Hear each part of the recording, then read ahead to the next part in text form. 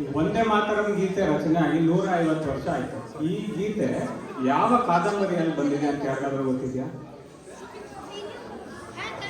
ಆನಂದ ಮಠ, correct ಅಲ್ವಾ? ಇದಕ್ಕೂ ಕನ್ನಡಕ್ಕೂ ಒಂದು ಅವಿನಾಭಾವ ಸಂಬಂಧ ಇದೆ. ಈಗ ನಾನು ಹೇಳ್ತಾ ಇರೋ ಕತೆ ಸ್ವತಂತ್ರ ಪೂರ್ವ. ಕಲ್ಪನೆ ಮಾಡ್ಕೊಳ್ಳಿ ಹೆಂಗಿತ್ತು ಅಂತ. ಒಬ್ಬ ಪ್ರತಿಭಾವಂತ ವಿದ್ಯಾರ್ಥಿ, ಸಿಕ್ಕಾಪಟ್ಟೆ ಪ್ರತಿಭಾವಂತ ವಿದ್ಯಾರ್ಥಿ ವೇತನ ಸಿಗುತ್ತೆ. ಅವಾಗ ಮಡ್ರಾಸ್ ಪ್ರಾವಿನ್ಸ್ನಲ್ಲಿ ಇರುತ್ತೆ, ಮೈಸೂರು. ಸೊ ಅವ್ರಿಗೆ ವಿದ್ಯಾರ್ಥಿ ವೇತನ ಏನು ಸಿಕ್ತು ಅಂದರೆ 2 ರೂಪಾಯಿ ಒಂದು ಕಾಯಿನ್. ಆ ಕಾಯಿನ್ ಎಷ್ಟಿತ್ತು ಅಂದರೆ ಬೆಳ್ಳಿ ಗಟ್ಟಿ, ಅಂಗೈ ಅಗಲದ ಒಂದು ಬೆಳ್ಳಿ ಗಟ್ಟಿ. ಈ 2 ರೂಪಾಯಿ ಸಿಕ್ಕಿತ್ತು. ಆ ವಿದ್ಯಾರ್ಥಿ ಏನು ಮಾಡ್ದ ಅಂತಂದರೆ ಹೋಗಿ ಆನಂದ ಮಠದ ಅನುವಾದ, ಕನ್ನಡ ಅನುವಾದ ಪ್ರತಿಯನ್ನು ತಗೊಂಡು ಓದಿದ್ರಂತೆ. ಈಗ ನಾನು ದಾವಣಗೆರೆಯನ್ನಾಗಿರೋದ್ರಿಂದ ನನಗೊಂದು ಅನುಭವ ಇದೆ. ಈಗ ಎಲ್ಲಾದರೂ ದೋಸೆ ತಿಂದರೆ ಚೆನ್ನಾಗಿದೆ ಅಂತ ಅನ್ಬೋದು ಅಷ್ಟೇ, ಆದರೆ ಅದು ತುಂಬ ರುಚಿಯಾಗಿದೆ ಅನ್ನೋದು ಬೆಣ್ಣೆ ದೋಸೆಗೆ ಮಾತ್ರ.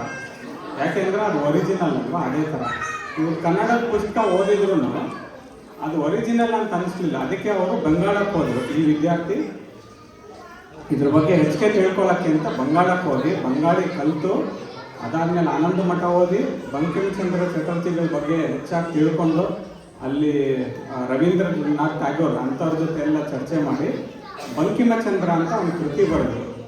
ಆ ಕೃತಿಗೆ ಕೇಂದ್ರ ಸಾಹಿತ್ಯ ಅಕಾಡೆಮಿ ಪ್ರಶಸ್ತಿ ಕೂಡ ಬಂತು. ಈ ಕೇಂದ್ರ ಸಾಹಿತ್ಯ ಅಕಾಡೆಮಿ ಪ್ರಶಸ್ತಿ ಬಂದಾಗ ಆ ವ್ಯಕ್ತಿಗೆ 75 ವರ್ಷ ವಯಸ್ಸು. ಅವರು ಕೇಂದ್ರಕ್ಕೆ ಒಂದು ಪತ್ರ ಬರೀತಾರೆ, ನನಗೆ ಈ ಪ್ರಶಸ್ತಿ ಬಂದಿದೆ, ಭಾಳ ಸಂತೋಷ ಆಯಿತು, ಆದರೆ ನನಗೆ ದೆಹಲಿ ತನಕ ಬರೋ ಪರಿಸ್ಥಿತಿನಲ್ಲಿಲ್ಲ, ಈ ಪ್ರಶಸ್ತಿ ಬೇರೆ ಯಾರಿಗಾದ್ರೂ ಕೊಟ್ಬಿಡಿ, ನಂದೇನು ಅಭ್ಯಂತರ ಇಲ್ಲ ಅಂತ. ಅವಾಗ ಕೇಂದ್ರದವ್ರು ಏನು ಮಾಡ್ತಾರೆ ಅಂತಂದರೆ, ನೀವು ಬರೆದಿರೋಂಥ ಕೃತಿ ಎಷ್ಟು ಉನ್ನತ ಸ್ಥಾನದಲ್ಲಿದೆ ಅಂತಂದರೆ ನಾವು ಬೇರೆಯವ್ರಿಗೆ ಕೊಡೋದಕ್ಕೆ ಬರಲ್ಲ, ನಾವೇ ನಿಮ್ಮ ಮನೆಗೆ ಬಂದು ಪ್ರಶಸ್ತಿ ಕೊಡ್ತೀವಿ ಅಂತ.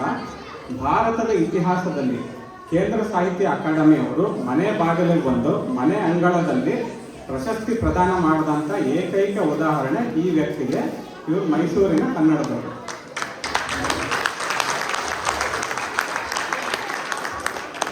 ಈ ಕೃತಿ ಯಾವುದು ಅಂತಂದರೆ ಬಂಕಿಮಚಂದ್ರ ಅವರ ಜೀವನ ಚರಿತ್ರೆಯನ್ನು ಕನ್ನಡದಲ್ಲಿ ಬರೆದಿದ್ದರು. ಈ ಥರ ಬೇರೆ ಭಾಷೆಯ ವ್ಯಕ್ತಿಯ ಜೀವನ ಚರಿತ್ರೆಯನ್ನು ನಮ್ಮ ಭಾಷೆಯಲ್ಲಿ ಬರೆದಂಥ ಮೊದಲನೇ ಕೃತಿ. ಇದಕ್ಕೆ ಕೇಂದ್ರ ಸಾಹಿತ್ಯ ಅಕಾಡೆಮಿ ಪ್ರಶಸ್ತಿ ಮನೆ ಬಾಗಿಲಿಗೆ ಬಂದು ಕೊಟ್ಟರು. ಈ ವ್ಯಕ್ತಿ ಹೆಸರು ಯಾರಾದರೂ ಗೆಸ್ ಮಾಡ್ಬೋದಾ ಯಾರು ಅಂತ? AR ಕೃಷ್ಣಶಾಸ್ತ್ರಿಗಳು. ನಿನ್ನೆ 7ನೇ ತಾರೀಕಿಗೆ ವಂದೇ ಮಾತರಂ 150 ವರ್ಷ ಆಗಿದೆ. ಇವತ್ತು 150 ವರ್ಷ ತುಂಬಿರೋ ಸಾಲಿನಲ್ಲಿ ಭಾರತದ ಸ್ವಾತಂತ್ರ್ಯದ ಸಂಗ್ರಾಮದಲ್ಲಿ ಬಹಳ